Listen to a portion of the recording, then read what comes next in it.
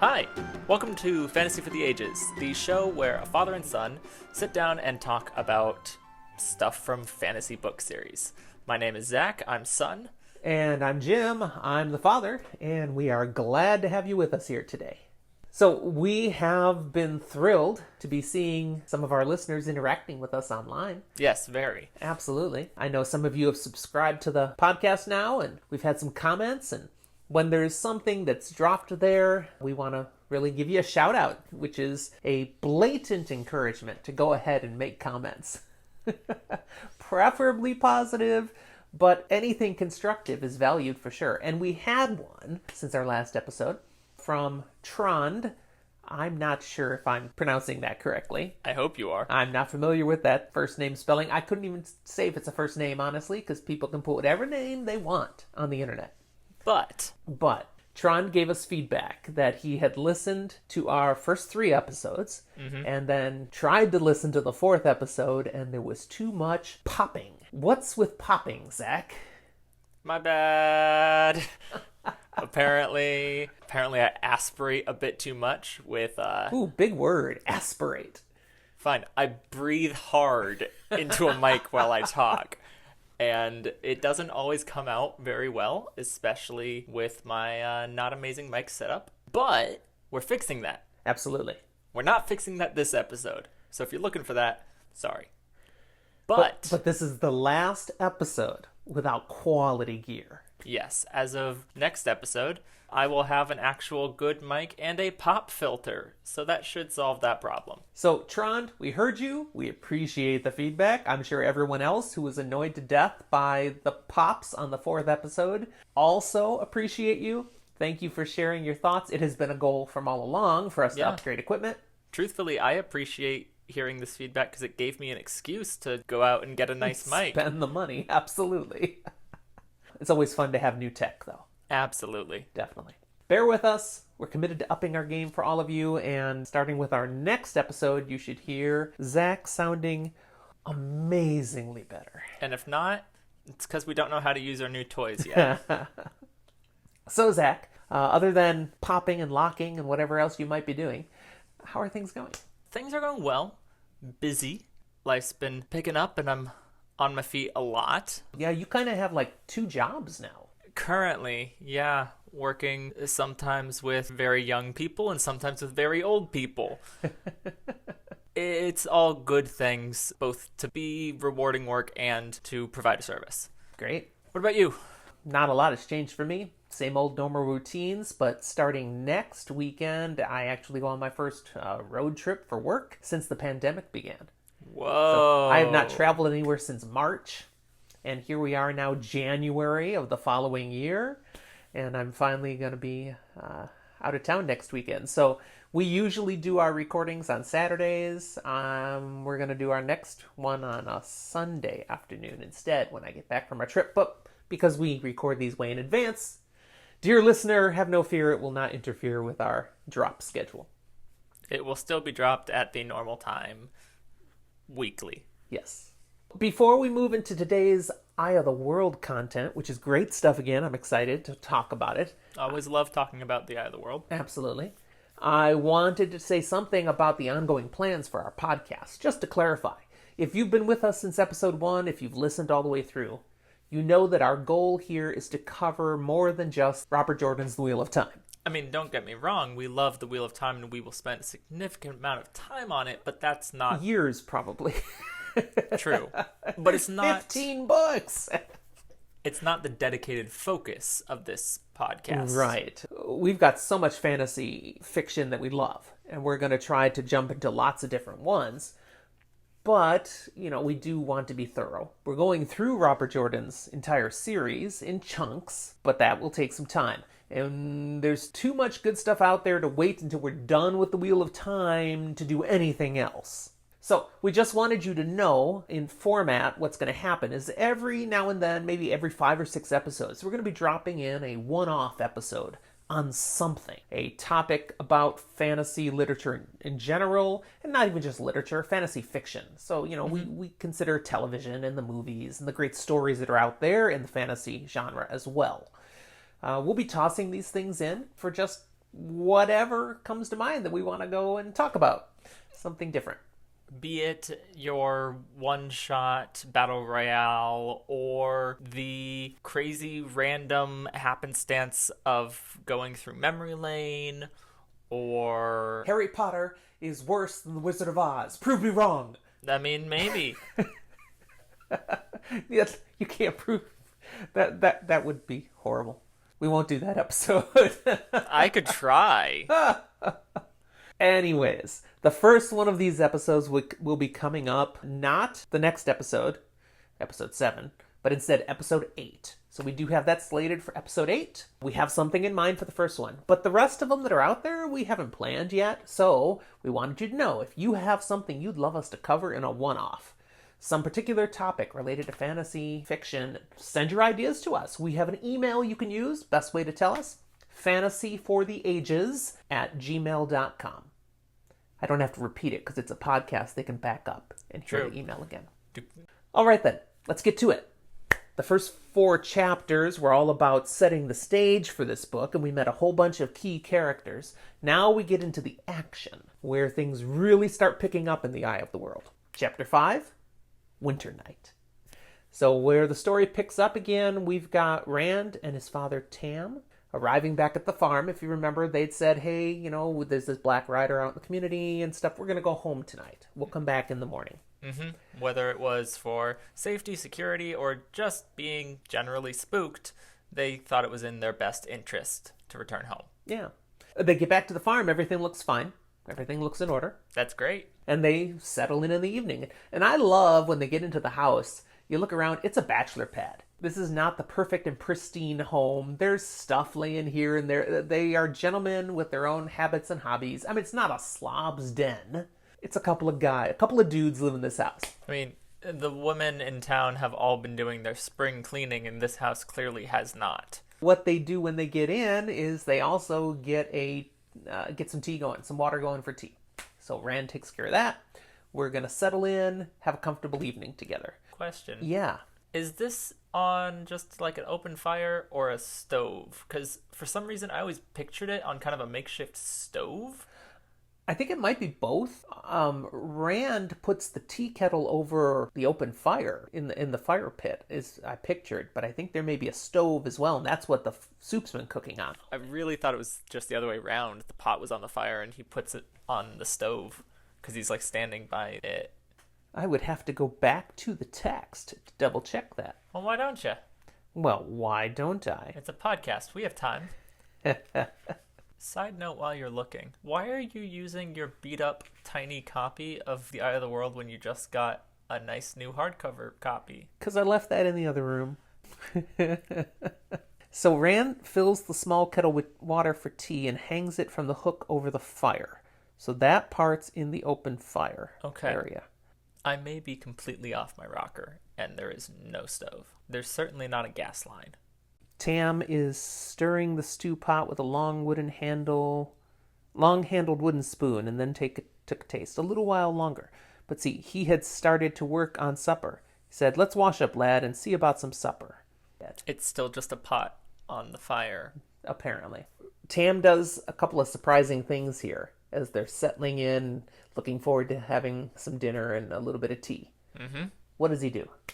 For one, I believe he finds a key and locks the... these are not going to be in the right order, by the way. But he finds a key and locks the doors.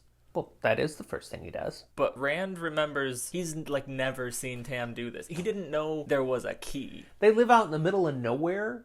There is zero reason normally to lock your door. And if I am understanding the feel of the town right, there's zero reason to lock your door anywhere. Nobody locks their doors. Even in the middle of Emmonsfield, they probably don't lock their doors. You are correct. The fact that there's even locks is kind of strange.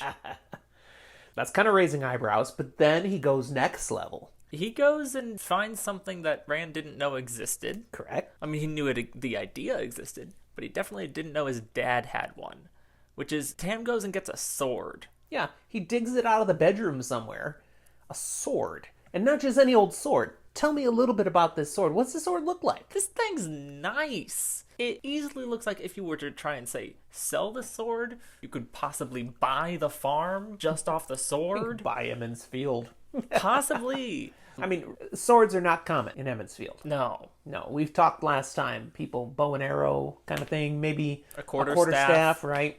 But swords? No, they don't have need for swords because you use swords to fight people. They're not worrying about fighting people in Emmons Field. It's peaceful. They gotta fight off wolves. On occasion. Get that silly badger out of the garden. Chase off some pesky boys playing tricks, but not actually harm them.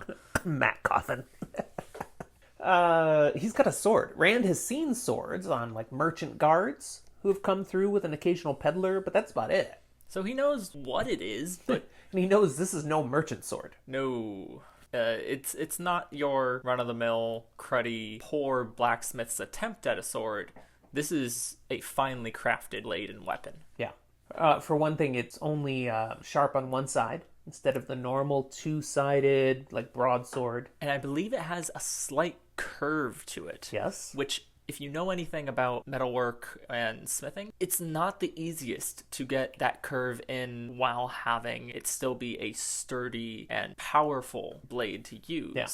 Although it does allow for some much greater slashing and hacking power with the drawn slice.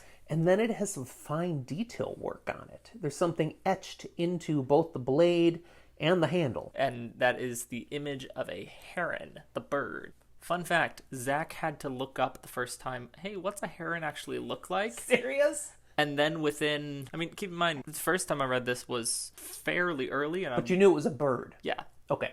But I didn't know what kind of bird. And then later when I started really reading this series, I was like, oh yeah, I guess I know what a heron is. And then like a week later, saw one. And was like, that's a heron! Yeah. It looks nothing like what the internet pictures have. So this sword is not just a tool, not just a weapon. It's a work of art. Mm-hmm. So obviously Rand has some questions. It's like, Dad? What the heck?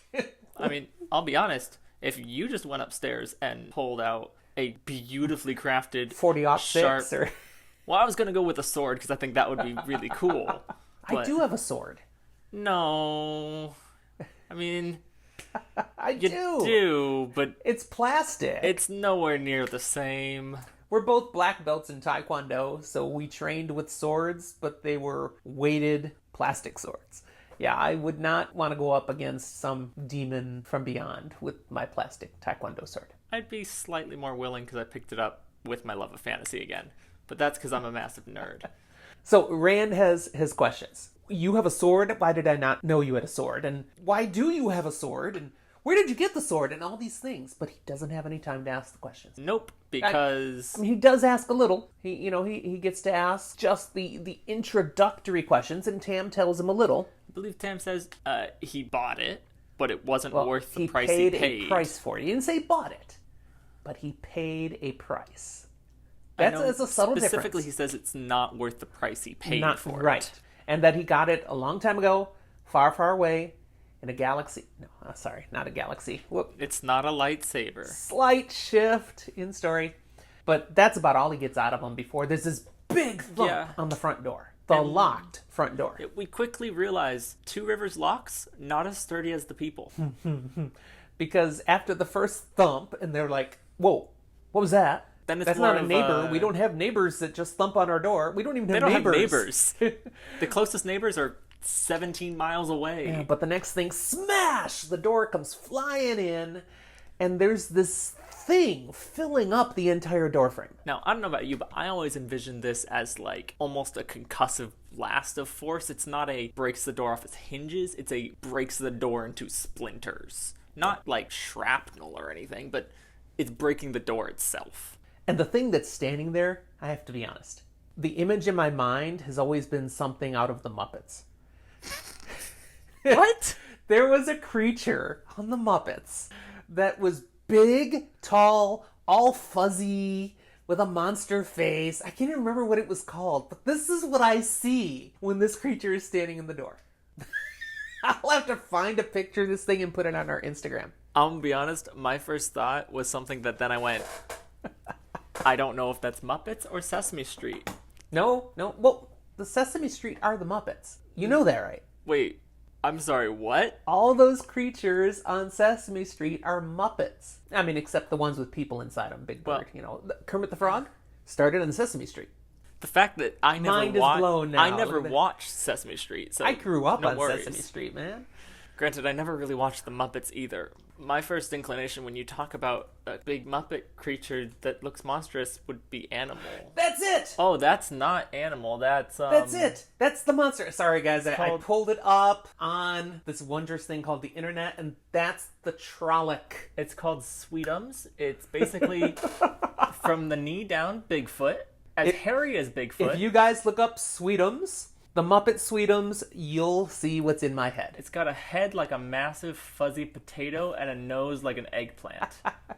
Now, that's not really what this thing looks like. But can you imagine this big old monster thing standing in the door frame? No. Yeah.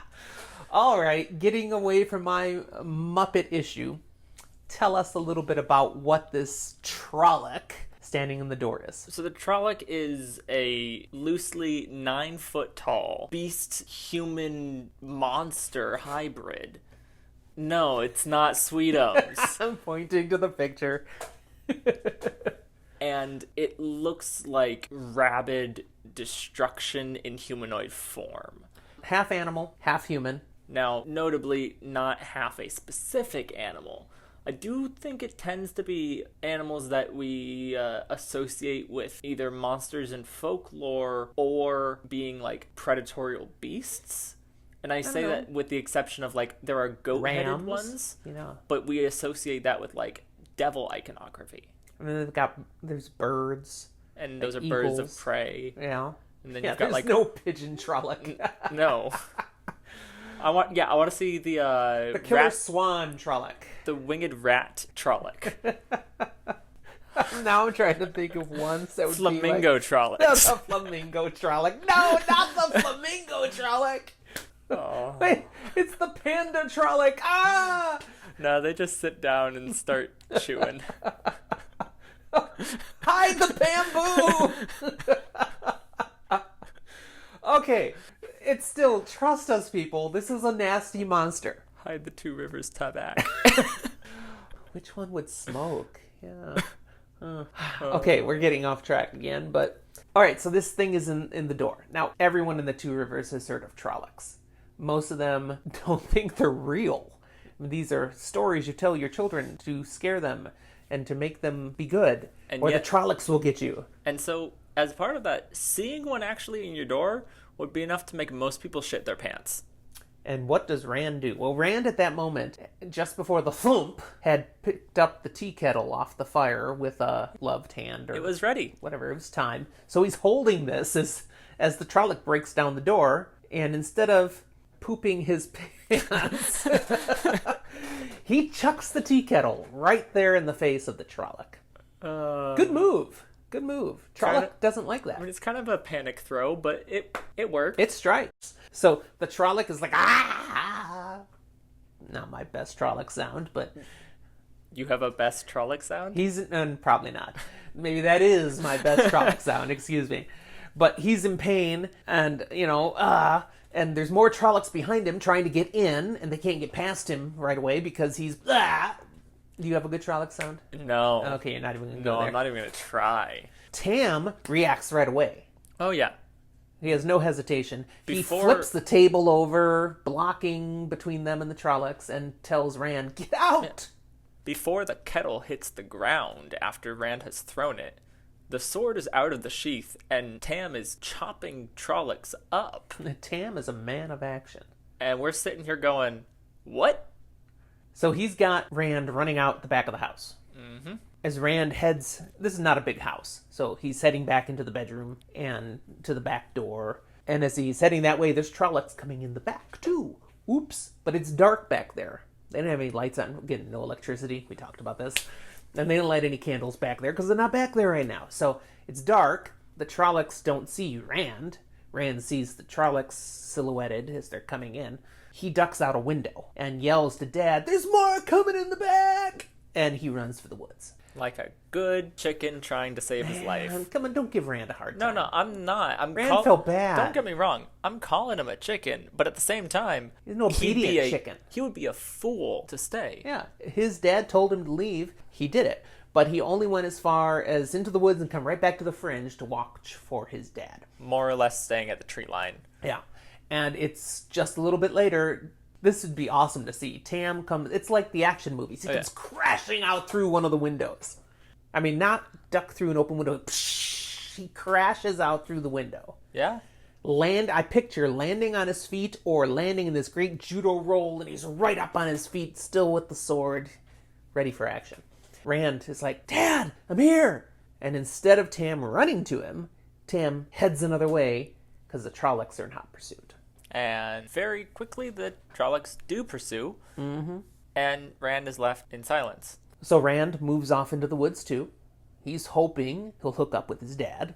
And sure enough, after a few minutes, it's a moment of brief levity. Oh yeah, it's not so much hooking up with his dad so much as his dad is much better at this than him and suddenly is snuck up behind him, restraining him and having a hand over his mouth so it doesn't scream. Yeah. He's like, it's a funny comment when he says, I forget how big you've gotten, because if you'd had the sword, you would have taken me out just now. I was like, ooh. No, it's just me. Tam's a ninja, but Rand is strong. Yeah. Unfortunately, Tam did not escape unscathed. He's wounded. It's just a flesh wound, he tells Rand. Yeah, he got a paper cut. Just a flesh wound. With a sword. But it turns out to be worse. And quickly, Tam is declining. He's burning up in fever. He basically collapses. He can't go on. It's pretty apparent that in some way, shape, or form, that wound is Taking a lot very out of him. infected. Yeah, there's something bad here. Rand realizes, I gotta get my dad back to the village, because that's where Nynaeve, the wisdom, can heal him, can do something, give him the right herbs, the medicines that can have the answers of how to take care of my dad. It's the equivalent of, oh crap, I need to take you to the ER. Pretty much. Yeah, the wisdom is the ER in this world. So, he's got to get him back there. We know that's a long haul back to town. What he's got to do, he figures, is go back to the farm so he can get Bella and the cart, load Tam up, and we'll head to town. I just had a thought. Yeah, I can see it on your face. I'd watch 17 seasons of Nynaeve's Anatomy. That sounds horribly wrong suddenly. That's not what I was going for. Definitely not what I was going for. Does Lan know? Okay, sorry. That's a spoiler. Never mind. Sorry about that. Maybe we'll just cut that because whoops. Okay. He's going back to the farm because he's got to get stuff. Maybe get some supplies, the first aid kit, whatever they have in this day and age, and get Bella in the cart. He gets back to the farm and everything seems quiet. But as he goes walking up towards the house and the barn, he sees, the sheep. Our flock of sheep. All dead. Aww. That's not cool. Poor sheep. They didn't do anything. It's a sign of something being wrong when you come upon creatures that apparently kill for fun. Not because they're hungry. Kill because they want to kill. And it's very noticeable, the difference, because it's a difference between, is it full bodies or even ripped apart bodies, or is it little bits and remains left that weren't eaten? Yeah, this is just pretty much slaughtered sheep. Yeah. Yeah. He returns to the house. He's going to get some supplies. And he sees in there what Tam left behind. The living room is a mess, and there's 4 Trolloc bodies laying on the ground. Good on Tam, man. He took out 4 9-foot Sweetums. Awesome. So he's walking over past the Trolloc bodies, and as he's moving towards where he thinks he can get some towels and supplies, he hears something behind him. Uh-oh. One of the Trollocs was playing possum. So, is this, there were only 3 that Tam killed and the 4th one isn't? Ding, ding, ding. Okay, that makes me a little sad, because I really wanted there to be 4 and he was like hiding under a dead body. I want Tam to have killed 4. Now, I think the 4th one was dinged by Tam. He wasn't just, okay, the guy's gone, and everybody else right after him, and these 3 are dead, and so I'm just gonna take a nap. No, I mean, I think he was wounded, but not dead. Now, let's just be clear here, wounded or not, This tells us something a little bit about either Trollocs in general, or at least this Trolloc. And that's that there's at least a base level of intelligence. Oh, yeah. It's not purely a beast. Yeah, because he specifically stayed here thinking they might come back. And played dead, setting a trap that could be sprung. And we learn a little bit more about the intelligent Trollocs because this dude talks. Granted. We learn this is the only Trolloc in our whole series where we will learn their name. It's the only one in this whole series that I think we hear speak a common language. Yeah. We hear Trollocs speak a couple other times, but not in a language that we knowledgeably understand. So this guy talks about himself in third person. That's how we know his name is Narg.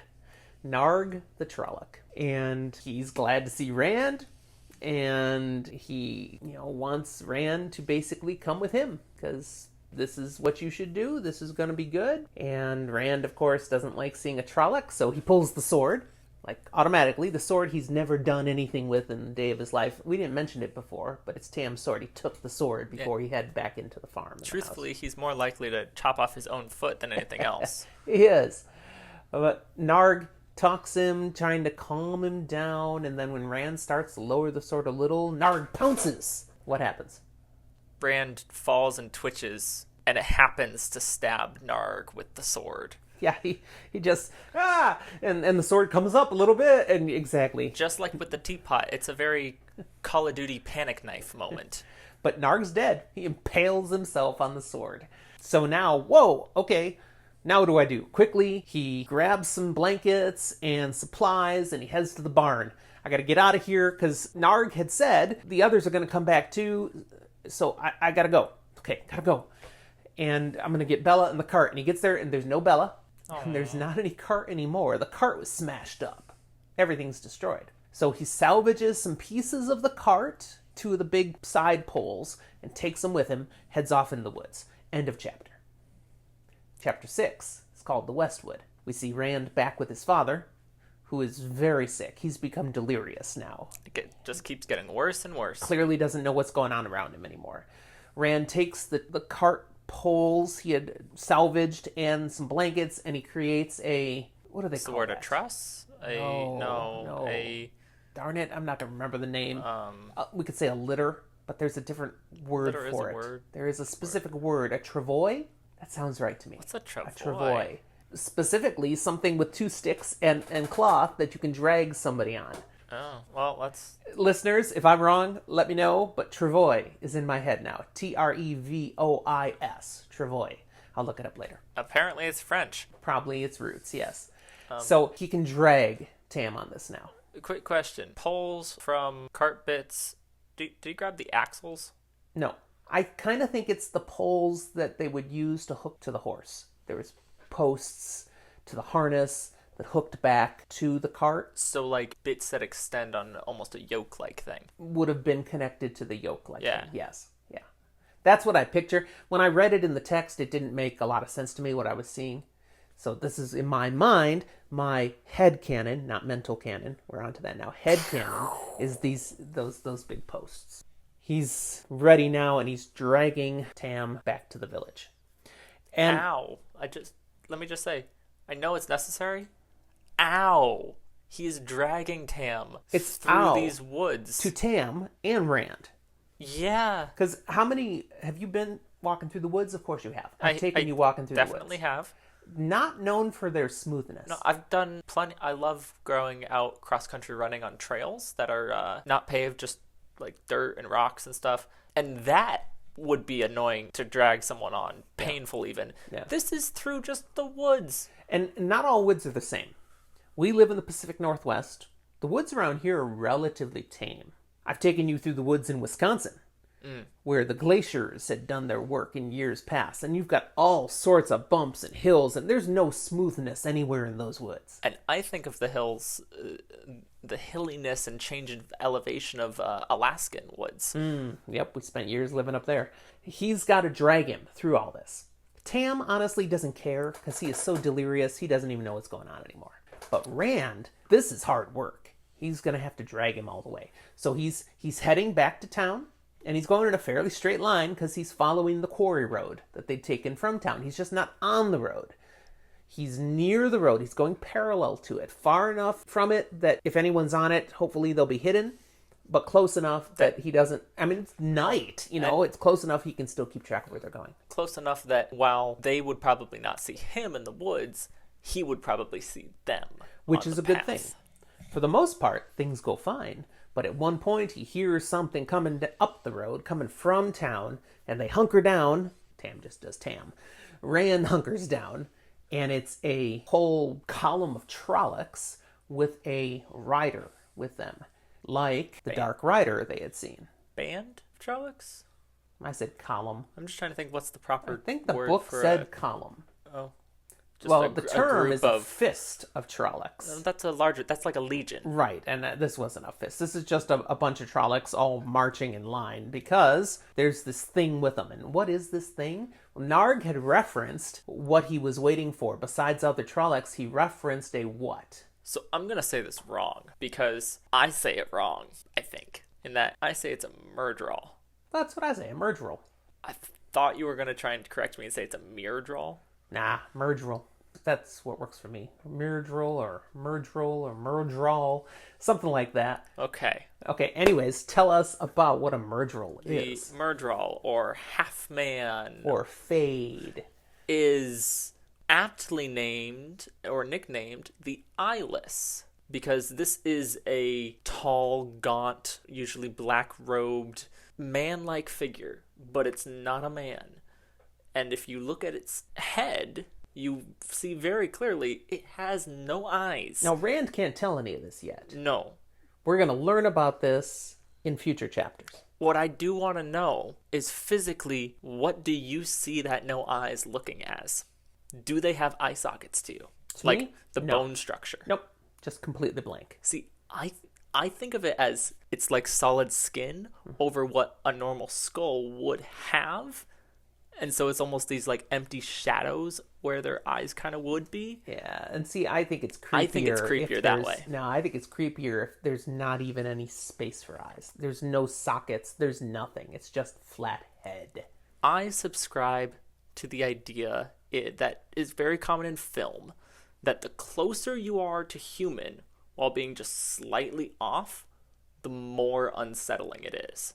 Yeah. It's a very common, well-known thing I disagree. in like horror. The closer it looks to human, the less unsettling it is, I'd say. The more it's out there. Ugh. And yet, when it's out there, you can separate from reality enough and go, that's not real. But when you're not quite sure and it's almost real, it's... Yeah, we're going to disagree on that one. And that is going to come down to preference for anybody. I'm just going with what supposed film theory is. Oh, you're pulling the film theory card. I'm saying supposed film theory. Zach's not a film major. The film theory of Zach is what we're talking about here. Because you did all that research. It's not from me, but I also couldn't name my sources. Ah, yes. All right, so they only have one near encounter with those guys. Otherwise, it's a long night, pretty quiet, just working his way through the woods. But tense, because you never know if something else is going to come along all the way. So he's got heightened anxiety this whole way, and not just worried about what might come along them, but he's worried about his dad, because Tam is not doing well. So Rand is physically exhausted, but he's also emotionally exhausted through this experience. And part of what really wears him down are the things Tam is yammering about. He's just rambling on, not all the time. Sometimes he's completely silent and unconscious, but other times he just blurts out things. What are some of the most significant things that come out of Tam's mouth here? Because everything is very deliberate by Robert Jordan. There's really two things that come out as really important and at least confirmed in these ramblings as being something he's rambling about. Okay. Whether or not it is truthful or how much so or what, we don't know. But it seems to very heavily suggest that A, Tam may have gotten his sword through service at some time as a soldier. That's where he seems to have his experience, his ability with the sword, where maybe the sword comes from, that he was a soldier and he did fight in a war. The other thing that comes out of this... If you're not sitting down, sit down now. is the fact that Rand might not be his son. Oh my goodness. Yeah. Because apparently he rambles about finding some woman in the snow who gave birth right before she died in the middle of a battlefield and Took the What? baby home to his wife. and goes, we should call him Rand. Rand's a good name. Mic drop. Now, personally, to me, the thing that stood out most here is I think there's a description of when he's talking about finding Rand in the snow. And my first thought goes to, are we sure Rand doesn't have, like, brain damage or something? Because it describes him as, like, his skin being blue, basically. Yeah. For a newborn infant to be that cold, there's gonna be actual damage happening. Fantasy fiction. I like to bring some reality. Okay? But so, all right. This evening, Rand has already learned, because of the sword, that there are things about his dad he had no idea. And now his dad is rambling deliriously about all these other past experiences, things, and Rand is left wondering, is this just things that are complete ludicrous dream ravings, or is this stuff that's real?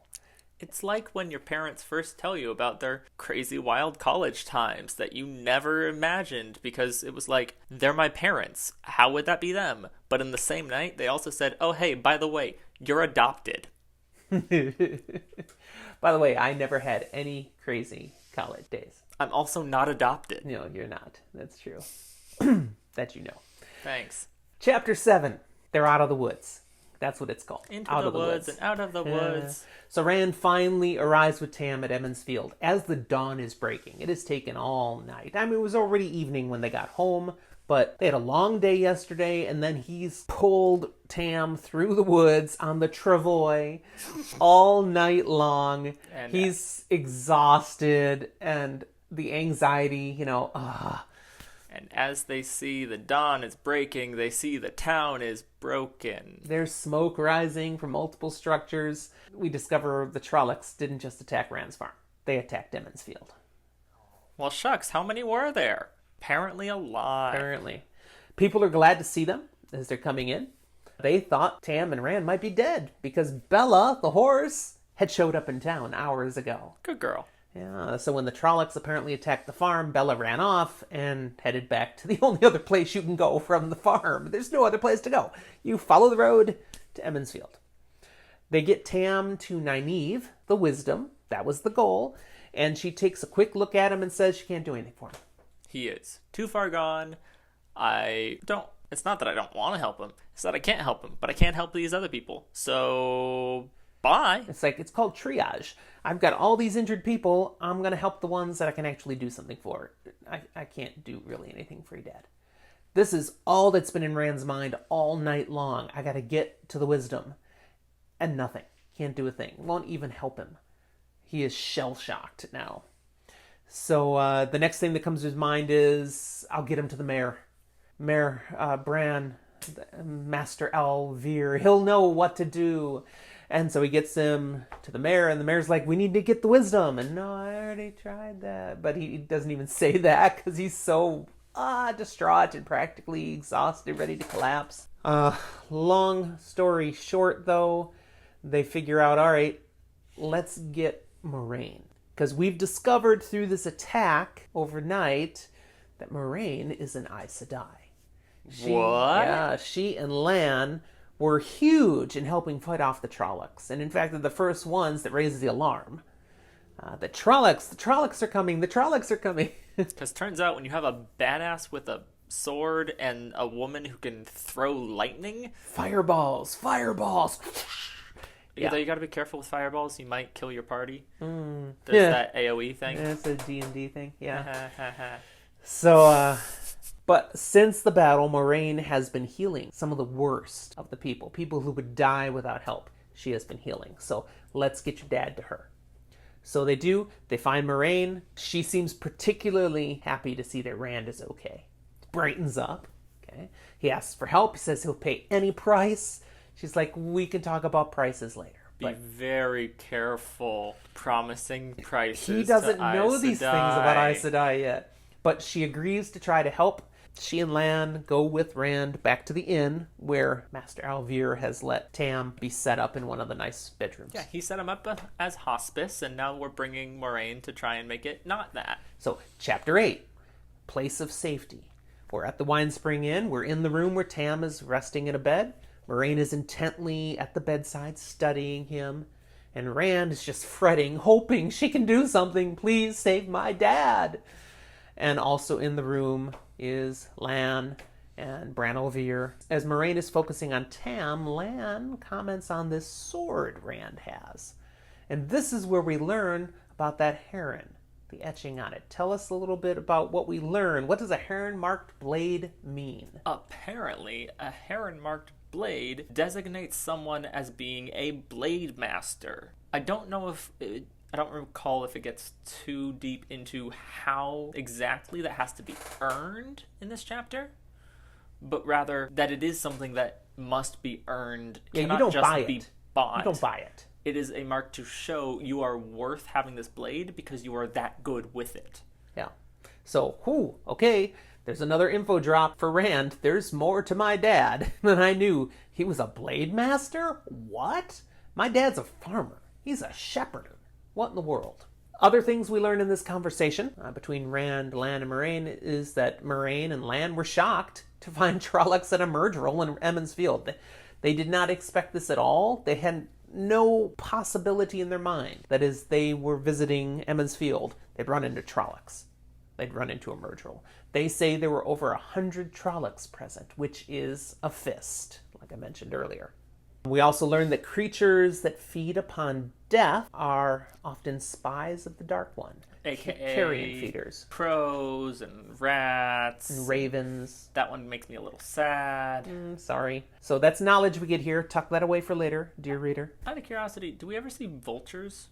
We don't. Like in the entire series? I don't believe so. But they would fit this category as well, wouldn't yeah, they? they're kind of like the scavenger creature. Yeah. I feel like they'd fit in the waste. We also get our first glimpse of an Angreal. Moraine has one.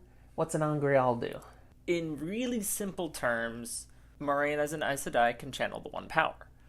An Angreal allows her to channel more, kind of. It's a conduit to safely access more of the one power. It's not exactly a booster, but it's also not exactly a battery, but it's somewhere between those two things, working in conjunction to allow her to go stronger and longer than she would. Yeah. She's faster, better. Hypercharged. What's the Kanye West song? I don't. Do you think I listen to Kanye West? I'm 50. Come on. I'm lucky I know he married a Kardashian. I think they're getting divorced, by the way. Are they? Yeah, it was in the news. Oh. Not that I read it. Headlines. We learn about the Angreal because she uses it to heal, in part of the healing of Tam. We also learn about Myrddraals, that they are a throwback to nearly human stock of Trollocs. So Myrddraals come from Trollocs. So Trollocs make more Trollocs, but every now and then, boop, Myrddraal! Which, to me, says, to an extent, Trollocs come from humans, and therefore sometimes can jump backwards a little bit in a twisted way and make a Myrddraal. Yeah. Which is something we didn't know. We didn't know Trollocs were from humans, kind of. Yeah, we'll learn more about that later. If you listen to our episode on the Age of Legends, I think we did touch on it lightly. Perhaps. But we'll dig into it more later on. So, we've got Myrddraal, and the context we learn about them, yes, they come from Trollocs, but they're also much more intelligent than Trollocs, and they have the special ability to control Trollocs.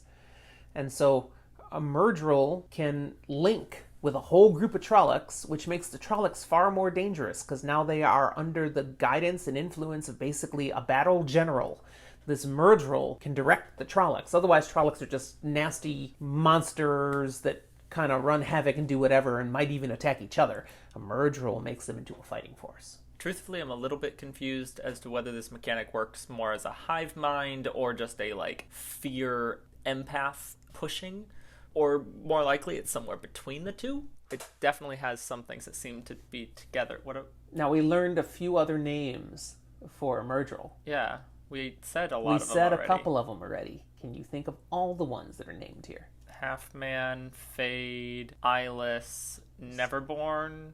That one's not named here. Oh. That is a name for them, but that's learned later. Uh... Lurk and Shadow Man. They're called Lurks? They are. Yeah. Are they ever called Lurks again? Somewhere.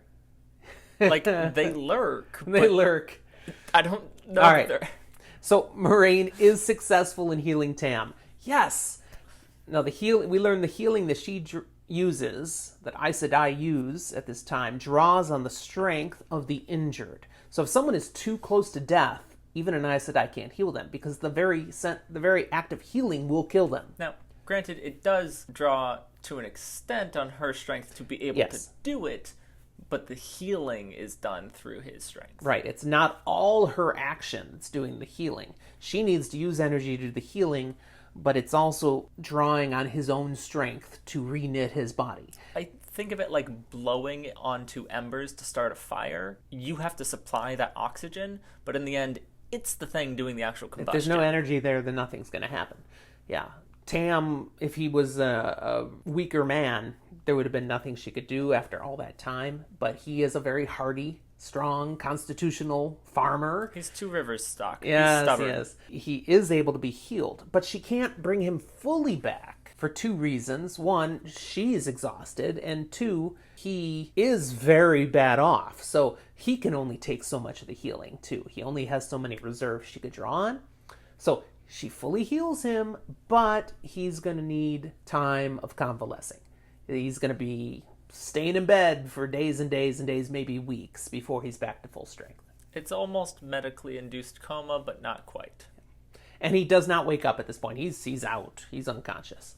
But he is healed. And he looks better. He's breathing calmly now. With the healing done, Moraine reveals to Rand that he'll need to rest, but we can't wait for him. You're going to need to leave. I'm sorry, say what now? Yeah, you, Mat, and Perrin. You're all going to have to leave with us. Oh, hey, those are my buddies. But why are they going to have to leave with her? Because why would we leave? Because apparently it's your fault that the Trollocs came. Yeah, that's a harsh way to put it, but That's kind of what she says. not fault. Not fault. Yeah. But they are the reason the Trollocs came. Okay, what's the difference between it being your fault and The it being fault because is of you? that the boys did something to bring it on them. Yeah, they did. That's They not existed. true. No, you don't do something by existing. It doesn't work like that. But they are who the Trollocs and the Myrddraal are after. If they don't leave, the Trollocs and Myrddraal or Myrddraals will be back. Fine. That's what she's saying. Let's put it this way. If they don't leave, then it will be their fault because now they know. Ding, ding, ding. I'll go with that one. So they're going to have to leave. And they're going to need to leave soon. Now would be good. But everybody's exhausted. They do need some rest. So basically, she says, we're going to leave tonight. We'll take the day to rest, to prepare. But when it's dark, because we're going to leave under the cover of dark, when we hit darkness, we're out of here. She can't explain why the Trollocs and Myrddraal want them, other than the Dark One must want them. I'm sorry, a fairy tale wants one or all of them? No, they do believe in the Dark One. But they also believe he's sealed away for all time. Yeah. But they do believe also, don't name the Dark One. I mean, say the Dark One, but the Dark One has a name. Don't use the Dark One's name. Voldemort? Wrong Dark One. Oh. Palpatine. So don't name the Dark One. They've got myths about him. But so we have to leave. Okay, where do we go? Tar Valon. That's where the Aes Sedai's power base is. If we get to Tar Valon, they can protect us. They can help us. That's what she's saying. For now, she's going to leave Rand. Says, rest. You'll need it. He's going to stay with Tam. And he's hoping Tam will wake up. But don't try to wake Tam up. He needs his rest. Just leaves him there. And what does Rand do? He falls asleep. End of chapter. I mean, he did just work hard through the night. It's been over 24 hours, and yeah, he's exhausted. We get to one last chapter to touch on briefly here. Chapter 9. Chapter 9 is not like any of the other chapters, however, because it starts when Rand falls asleep. It starts with a dream. I'll be honest, the first half of this chapter, whether on a first read or a reread, half the time, I either don't know what's going on, or, and this is the one I feel bad about, don't really care. There is a lot in this dream, and I'm not going to take time to go through all the details of the dream. But when you get much further into the books, come back and look at the dream. You know, if you're a first-time reader, yep, look at everything in this dream, but come back and look at it again later, because the stuff you see, you lack context to understand what's going on. What you do understand is someone's after Rand. He's in some scary-looking places, and someone's out to get him. Maybe when we finish the Wheel of Time, we'll go back and do a dreams episode where we explain all the dreams in one episode. I love how it starts out in a scary place. Rand hearing a voice saying to serve him, and Rand refusing. I'm not going to serve whatever the scary thing is. Maybe it's the Dark One, whatever it is. No. And trying to get away, and ends up somewhere else where he can see a beautiful city on an island. And this looks much better than what he was looking at before, so I'm going to go to that. And as he's trying to get to that, he senses someone chasing him, someone bad, someone's coming after him, and he's got to get away, and he can't get away, and then suddenly he's away, and he's in the village, he's in the city, and everything's good now, and he sees this big white tall tower. I should go check that out, but this is a city, and I've never been in a city like this, so I want to look at other places. And he turns down a different street, and oh, there's the tower again. Wait, the tower was over there. Oh, maybe I should check out the tower. No, I don't want to look at the tower yet. I'm going to go over here. And so I turn this way, and there's the tower again. No matter where he looks, there's the tower. It's like, it's inevitable. He has to go to the tower.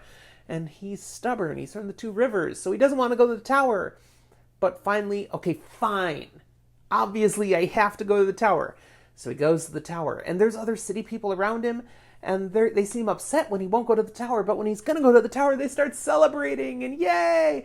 And he goes up the steps to this grand tower and the grand doors. And they open before him. And he walks in and they slam shut. And there's a Murgeral right there. Scary moment. And it says, "We have been waiting for you." It's like, it just goes, hey, psych, boo. And he wakes up. It's a nightmare, man. Ugh. And maybe that's all it was. Just a nightmare. Or maybe not. Nah. To be continued on that one. But Rand wakes up. He's gasping, he's shivering, he's had this bad dream, but he's still in the bedroom. Tam's still there, but turns out Tam wakes up. And Tam has been awake at times during the day, we learn. And just let Rand sleep, because Rand's exhausted. What a creeper, just watching him sleep. They catch up real quick, talk about what happened over the night. They don't have time to talk about much, but Rand does share Moiraine, Aes Sedai, healed you, Lan, her warder. They say I have to leave. I have to go with them. And so does Mat and Perrin. What do you think? And Dad's like, well, yeah, sounds like you need to go with them. Weirdly supportive dad is amazingly supportive. This is not what Rand wants to hear. He kind of wants him to talk him out of it. I thought for sure you'd have a whole bunch of reasons why you can't go. And he's like, I do have a whole bunch of reasons you can't go, except it looks like you kind of have to go. It's like, if you were going to try and talk to anyone, talk you out of this, you picked the worst person to do it, because he gets it. He knows there are more things in the world than we understand here in the Two Rivers. He's probably the only Two Rivers native at this point who does get it, but he does. Yeah. So he's going to go. And Tam says, and I'll follow you. I obviously got to rest a little bit. Might be a week, might be a couple of days. But I'll catch up. Yeah. At this point, Lan shows up, says, "Sheepherder, we gotta go. It's time to go." So real quick goodbye. And we get to the last thing of the chapter, which this has been a fairly long episode already, so we're not going to go into real depth here on what they experience. But he finds Mat waiting for them in the hallway, and the three of them go down to the common room and to the front door, but they don't go out. Outside the door, they're just peeking. Moiraine is out there, and there's a whole bunch of villagers with torches, and I picture like tar and feathers and stuff. They want to run Moiraine and Lan out of town because burn the witch! Burn! Yeah, Aes Sedai. They're bad because they're backwards townfolk and they don't know any better. What do we do with Aes Sedai? Burn them! Yes. We could see if she floats. She would. We'll get our Monty Python on. Well, Swan would definitely float. She would. So, Moiraine is facing an angry crowd of villagers, and she manages to talk them down. And how she does it, and there's more to this than I want to go into right here, but what's key is she brings out a story of their past. She tells them about the folks of the Two Rivers and where they come from. And this is a very important story because we learn that the two rivers, they're all descendants of the land of Manetheren. Honestly, I want a novel or series written in this place. Oh, man. This place and time. And suffice it to say, Manetheren was a city back from the early in the Third Age, the first section of the Third Age, that had been strong in resisting the powers of evil, the Dark One, the Trollocs and such, and was basically destroyed. But its own destruction allowed for the turning of the tide in what was known as the Trolloc Wars. yes. And their final stand, the armies of Manetheren, their final stand kept the Trolloc horde from overwhelming the entire land, and thus the common folk of this region were free to survive and to grow again, and this became the people of the two rivers. Now, this is so long ago, I mean, we're talking 2,000 years ago. They don't even remember Manetheren was a place. This is memory that faded to legend, that faded to myth, and then was forgotten. But this region, as we noted early on, is not a thoroughfare. It's not a place people travel through or come to. So the folk of the two rivers are the same folk who've been here for a couple thousand years. I mean, I'm not going to say there's a whole bunch of inbreeding because it's a big enough population, but there's not a ton of genetic variation from the previous lineage. It may be varied, but only because what was previously there was. What's positive and significant in learning this is that Manetheren, they were an amazing people. So for the Two Rivers folk to be descended from them, and to not be very diluted, to be strongly the blood of Manetheren, speaks that this is good stock. I don't know, it sounds pretty eugenics to me. We're not going to get into that right now. But she basically tells them the story to say, okay, so you are scared because some Trollocs attacked you and you want to run off and Aes Sedai because of legends and stories you know? Suck it up, people! You're men and women of Manetheren! Even You're if you better don't, than this! you may not remember it, but you still are. And they are inspired. It stirs some memories in many of the people there so that now they're like, yeah, we are better than this. There may or may not be some subtle manipulation that is more than just physical The or book does speech. not say It doesn't that. explicitly say it. She's just a marvelous orator. And yet, you really think these stubborn people are just gonna, oh, we got flattered, Hey, if you turn break around? past mob mentality and get people to actually think about what they're doing, and just telling a good story gets them out of the mob thought and gets them into thinking, and yeah, then they start reflecting on what they're here doing. Here's the problem This is dumb. with that We shouldn't be doing statement. this. You said, if you break past mob mentality. Which a good story will take you out of that. I hope, I wish. I think that's the best thing she accomplished. She got them out of their raving anger and got them thoughtful for a minute.